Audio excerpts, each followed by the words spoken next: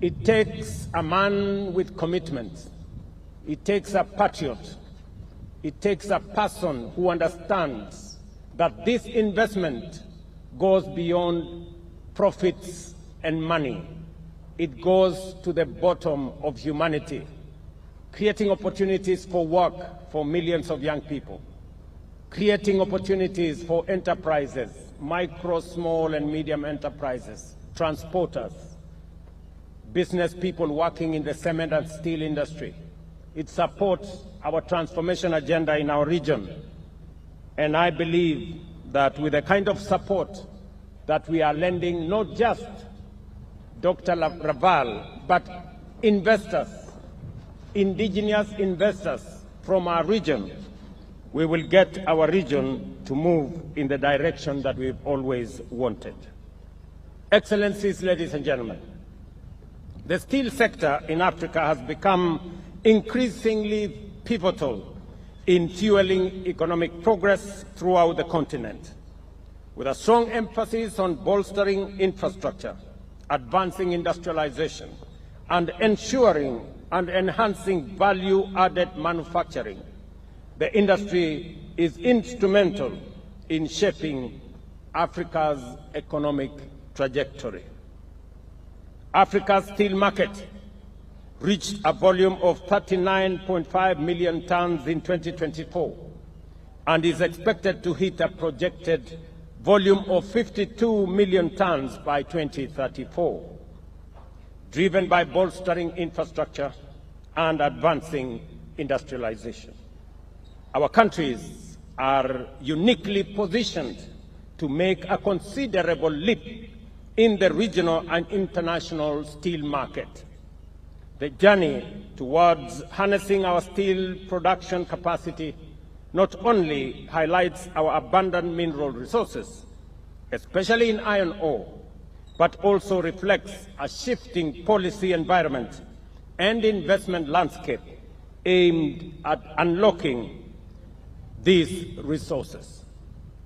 With an estimated 20 to 25 billion tons of proven and probable iron ore reserves, Sub-Saharan Africa possesses the natural resources needed not only to meet its rapidly growing domestic demand, but also to position itself as a major global exporter.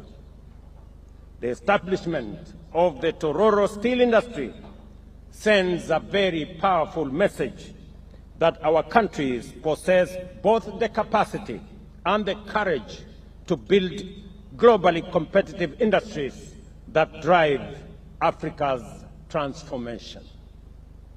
It embodies the spirit of self-reliance and innovation envisioned in the Africa Union's Agenda 2063 and advances the objectives of African three-continental area by fostering regional value addition, industrial growth, and sustainable economic integration. I reiterate that we will work together, and this facility that I take a lot of pride in to participate in its launch is not just a Ugandan facility. It is an East African facility.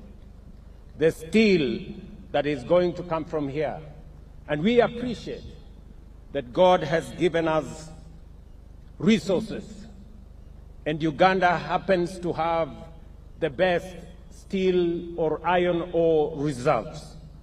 It is therefore befitting that this factory is established here, not just to serve Uganda, but to serve Kenya, East Africa, and the region at large. We currently import in Kenya close to $850 million of steel from the rest of the world.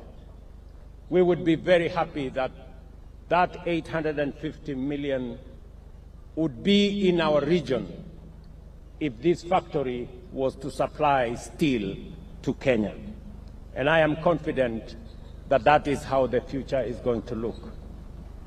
Let me also commend you, Mr. President, for agreeing to work with us The ministers were in Nairobi last week, and I have given them appropriate guidance on the need for Uganda and Kenya, public and private, to jointly own the Kenya Pipeline Company, the company that supplies or provides the pipeline for supply of fuel into our region.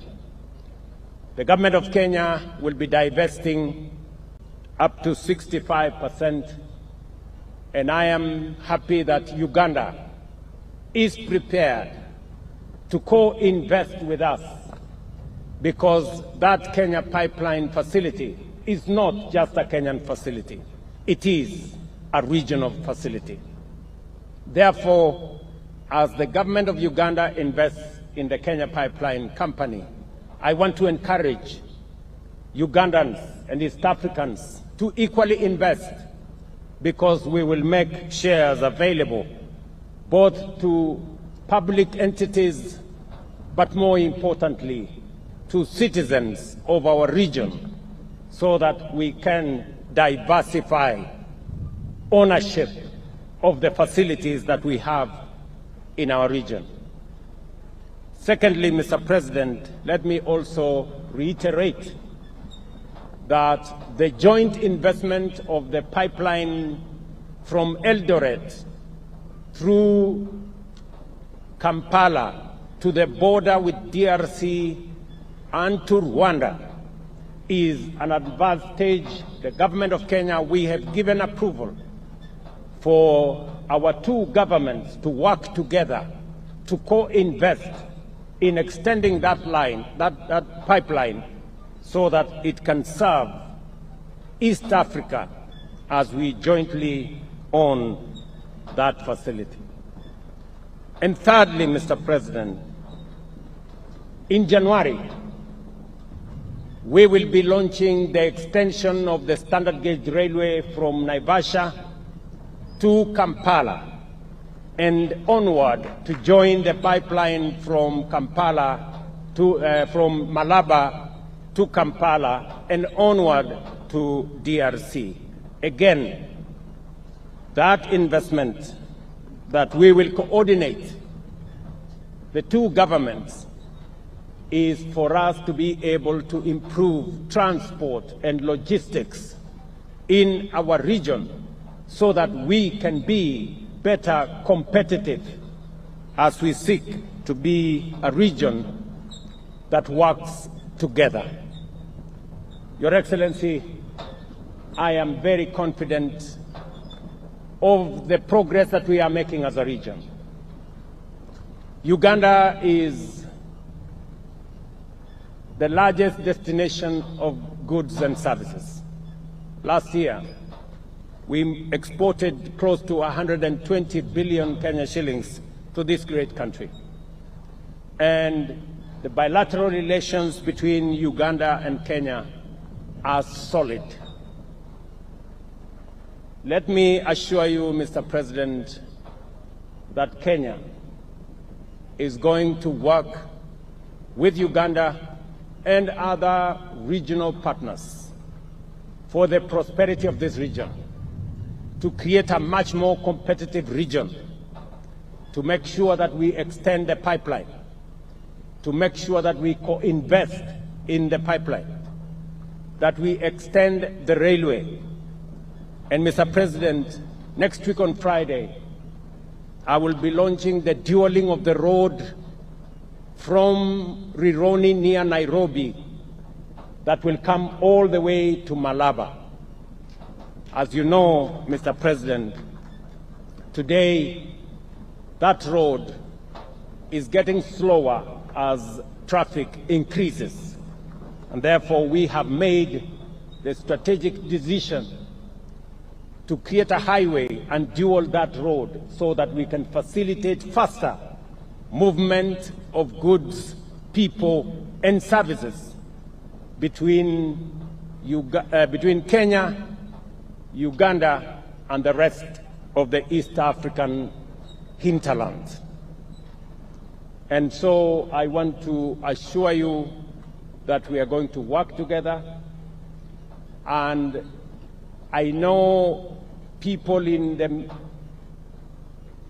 journalist space, and it is good I speak about it here, tried to create an impression